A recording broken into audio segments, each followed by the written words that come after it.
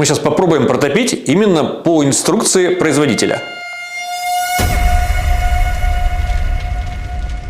Пункт 1. Перед началом протопки открыть шибер, установленный в дымоходе. Сначала мы решили действовать строго по инструкции, которую предоставил производитель. Открыли шибер в дымоходе, открыли задвижку летнего хода. По инструкции внизу укладываются тонкие поленья, сверху крупнее. В качестве растопки бумага, щепа, береста, все как указано. Но перед растопкой мы решили проверить тягу. Вот мы проверяем тягу, сейчас закроем.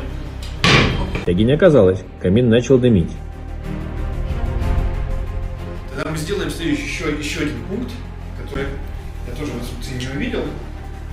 Тяги мы не обнаружили, поэтому прогреем дымовые каналы.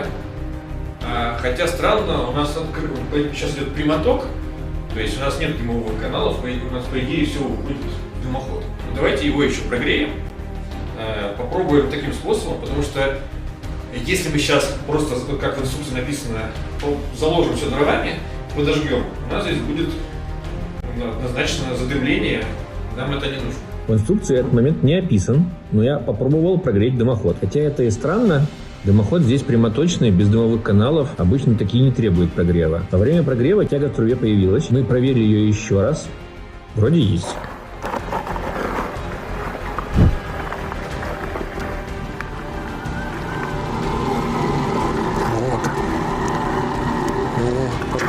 Решили попробовать растопить камин, но чтобы не задымить помещение, положили только 3 небольших полена.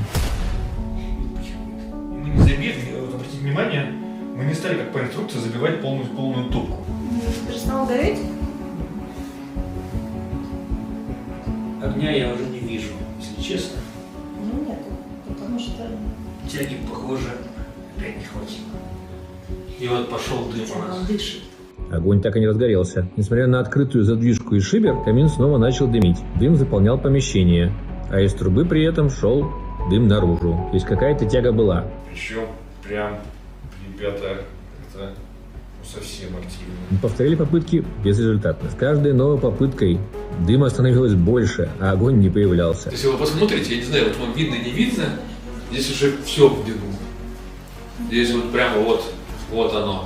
Мы с вами как в лесу. В помещении появился стойкий запах гари. Стало трудно дышать. Я говорю, что она уже горит. Вот самое удивительное, я привык, что в печи огонь горит. А у меня есть ощущение, что здесь проходит другой процесс. В итоге мы остановили процесс, достали поленья и прекратили растопку.